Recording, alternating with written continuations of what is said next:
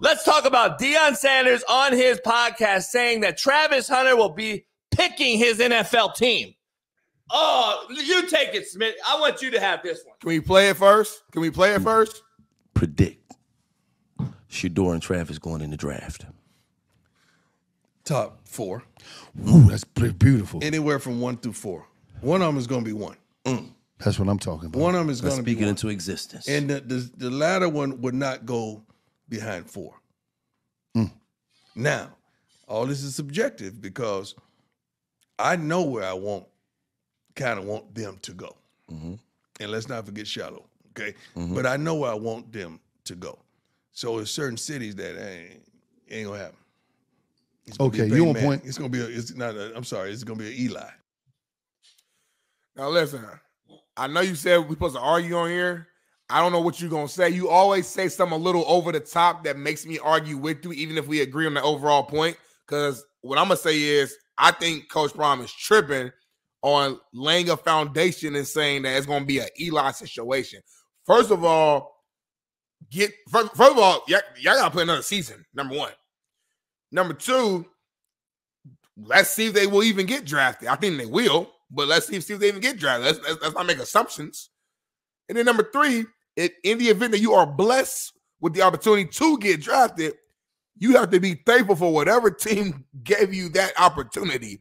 You can't walk around like your shit don't stink. When I got a scholarship from Ball State, yeah, you're thinking like, oh, I should be able to play Big Ten, or I think I could play, ACC. I'm better than it. But at the end of the day, like, nah, this team, this school believed in me and taking care of my schooling and allowing my dreams to continue. Thank you. So if a team drafts you that you don't like the city in, so be it. The NFL is an opportunity for you. This ain't no damn like, oh, I picked my team. No, they don't have. The NFL has lived a long time without you and will live a long time after you. And it's not even a direct, just a Shedeur, and this is for any player.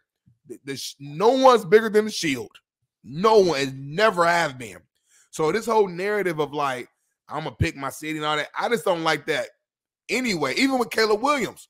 We went at him when his dad was coming out saying he want ownership in the team, and then there were rumors early on in the year about him not going to Chicago.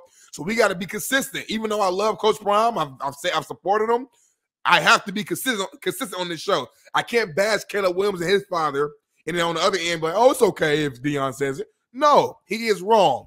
Let them finish this year out, this season.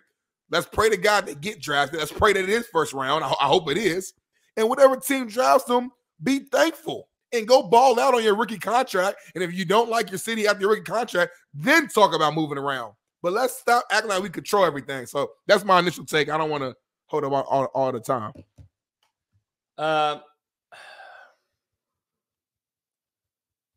Hold on real quick. This is a deep one. It really is.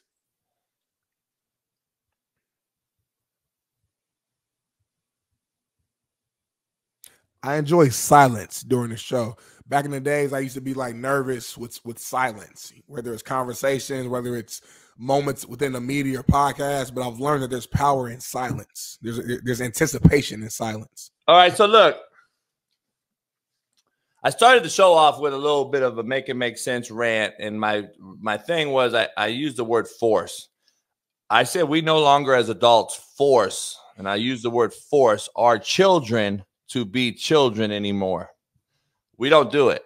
See, back in the day, you and I both, you're still a product or a victim of it. It's not a victim, but it's a. Yeah, I know what you mean. Yeah. You got a shitty vehicle as a kid or in college, or you earned it or bought it or whatever. You still drive the fucking thing, you told me. My first and only car. Yeah, only car. I had the same thing. I had a Dodge pickup when I was young. Then I had a fucking beat up Mustang. Then I had a shitty Blazer that I crashed. My homeboy flew out the window. Then I had just shitty car after shitty car after shitty car. And I had to earn those rights. We got kids nowadays, like, getting Hellcats, and they never had to go through. Like, my dad, even if he had it, wasn't allowing me to have it. And he made me go through. I don't think people understand what I just said. Like, even if my dad had it, he didn't let me have it. because he wanted me to earn it, learn the value of a dollar. Like, I'm going to be real with you, dog, and I see it every day, Smitty. These young cats getting their first whip as a Hellcat or whatever, rolls, whatever it may be. I've seen them literally sit on the motherfucking hood. I've seen motherfuckers slide across it doing a video to make content. And I'm sitting there like, homie, I wish you would lay up on my hood. There's these broads on TikTok jumping on top of fucking Lamborghinis, hundreds of thousands in damages just to make a TikTok video. No respect whatsoever for anyone else's property. And I agree. And I believe if you don't force your children to be children and allow them to be adults while they have no fucking idea what adulthood is, we're setting them up for failure. We are setting the society up for failure. It is becoming a bad, bad space for the youth. And it's adults in the room that are doing it. And I'm very shocked, actually, at this whole Deion Sanders take for the simple fact that he came from the mud. Yeah. And he earned his shit through being a God-gifted athlete. God touched him in a way where he's different, right? Let's just be honest. There's a few 1%ers in the world that God touched, and they're different. His son's not different, dog. I'm going to be honest. I don't know how else to tell you. His son's not different. His daddy, blood is thicker than water, is going to push the narrative that he is my son, and he's different when he knows in his deep in his heart he knows his son's not. And I think he's going to push that shit on the NFL because of who he is. But we're not forcing him to be kid. Like, you think Shedeur's first car was a B210 fucking Volvo fucking Prius? That's not a knock. You got it. You got it. I hear you. I feel you. I'm just telling you what I would do, what my dad would do, other people that I know that had money would do. Nowadays, it's just they don't even realize where their culture or their heritage or their lineage came from. These kids miss generations because we didn't teach them that we fucking struggled. We came up this way. We were fucked up. These kids, because as parents, we don't want our kids to struggle like we did. Right. We say that all the time. Doesn't mean you don't have to teach them how we struggled and where we came from. Just because we're not going to let them struggle, dog. We got the money. We have it. It's a safe haven. We have it now. Right. That doesn't mean you have to just give it to them without teaching them the value of what it means to earn it. And I'm just telling you, like, I don't understand the fact that we haven't taught these cats the value of what it is, because I think they'll have a better, longer career if they knew what it took to earn that scholarship. If it was to earn that first rookie contract, I got to grind. These cats are getting so much generational wealth as a youngster that there's no way in the world. This is me talking, you talking. I've had times where I've got a big bag of money and I'm like, oh fuck, I'm gonna chill for a week or two. Like, it's common nature to relax now. I got this money. I'm not gonna grind as hard as I was when I didn't have it. It's just pure nature. It's human nature. You can't sit here and tell me there's very selective few guys like Kobe Bryant, Michael Jordan that actually made it and still grinded the same way 100 times a day, 24/7, 365. There's only a few of those though. Yeah. These guys now, dog, ain't doing this. They're not doing that shit, man. They're getting this big time money, and then you see all the injuries, the lack of the body, the look of the body that I talk about all the time. I don't believe they're invested anymore in their profession, their body, the same that it once was, because the money is so enormous. And listen, you and I can both say two things can be true and all that old shit. Then we got to start teaching some sort of value system, because if we don't, it's going to be a short-lived, get rid of Justin Fields for a Chico stick and a string cheese, get rid of Mac Jones for shit just 2 years later, get rid of fucking these quarterbacks, Pickett.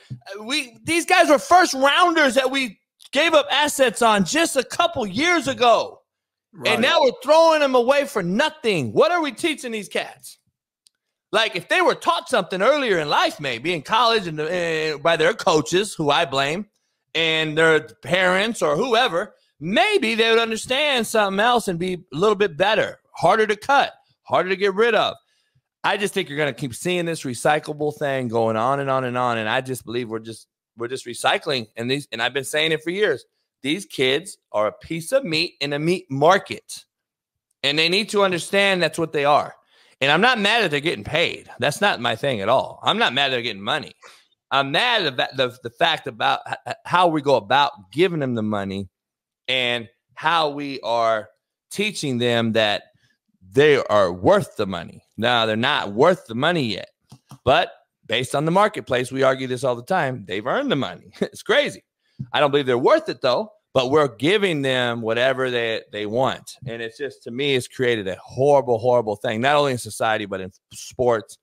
And him saying this is, my point, is just allowing the next generation to believe that they should automatically get what they have yet to earn. And that is what he's doing right now with his own kids, Travis Hunter. And that's what disappoints me. And a guy that knows, coming from the mud, what it was like and how hard it was, especially then, the 80s. Jerry curl, gold chain coming out, white folks looking at him like he's crazy. And I'm supposed to get it first. You know, I want to be the guy in the NFL, the white man owned market. He knows this too. He knows the inner workings of it. He knows Jerry Jones and him are boys. He has ownership ties. He knows these people. And he knows it, and he's putting that out there now to make it very hard on certain teams to actually pick them. And I think he's putting that narrative out there now.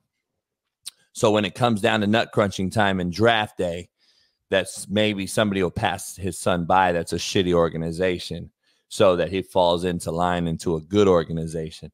I just think it's setting a horrible precedent. And furthermore, I talked to Matt about, like, there's no humility anymore. Like, Colorado was fucking god awful last year. Like, I'm trying to figure out, where do you have the audacity to just start demanding shit as if you guys are two-time national champs? You guys haven't earned nothing. You haven't earned shit. And the target is only bigger on your back now. You moved to conferences now. You're in another conference. We can argue maybe shittier than the Pac-12 was last year, at least. Overall, be a better conference now. Obviously, you took a lot of our Pac-12 guys. But there's no humility anymore. Like, you don't think that this kid actually believes everything his daddy is telling him? Yeah, he does. And I'm shocked that this grown man said that. I really am. But it is what it is. He's sticking to his guns. This is what he's done. And I actually have been the guy that said, listen, he's actually setting himself up for failure, for the media to attack him even at a larger scale when he doesn't do well. Right. And that's why I hate that he does it, because I like Deion. I just hate that he does this, because he puts a target on his back to where, like, you have to do it, Deion. Like, you have to do it, or you just you're going to be killed. The thing about that, though, I kind of feel like he enjoys having a target on his back, because he's so confident that he really believes that I'm gonna do this, and if you do it, great. Hey, I do it. I'm not mad at him that he does it. That's why I said I've been on this show many times and said he sticks by it. Fuck it, but you got to end up doing it though. Yeah. Like, or if you don't do it though, just telling you. Hey, he might know something we don't know, JB. I just wish he would be. Because let's be real, everybody transitions that was a player that turned into a coach. You turn into coach, though. He has yet to turn into coach. And that's the problem I have. Like, you're not prime no more, dog. You're not prime. You're not a kid, 21-year-old cat coming out of college no more with flamboyant, rapping with MC Hammer and chill. You're a coach and leader of men now. There needs to be Coach Sanders effect. Coach Sanders needs to be pushed in this thing now. But that's my opinion. Listen, you all could disagree, whatever. The bottom line is Coach Prime is being pushed at Colorado, not the Colorado Buffaloes, not Coach Sanders. He's a coach. He's earned that name like a doctor's earned his name. Like, you're a coach. You're a coach for life. That's what you do. If you're going to be a coach, you're going to be a coach.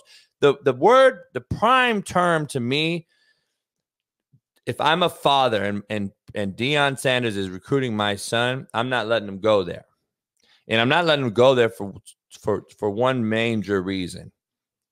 You are living off your name Prime, and you have yet to transition into coach. And until you become a coach, I can't let you coach my son with the word Prime used in front of your name. I need a coach to coach my son, not a flamboyant ex-Hall of Fame player who thinks he's a coach. I don't need that guy. I want a coach, dog, a guy that's fully in on this thing. And the word prime has to go. And it might sound minute. It might sound elementary. It might sound, you know, nitpicky. But that's me as a guy that understands the business.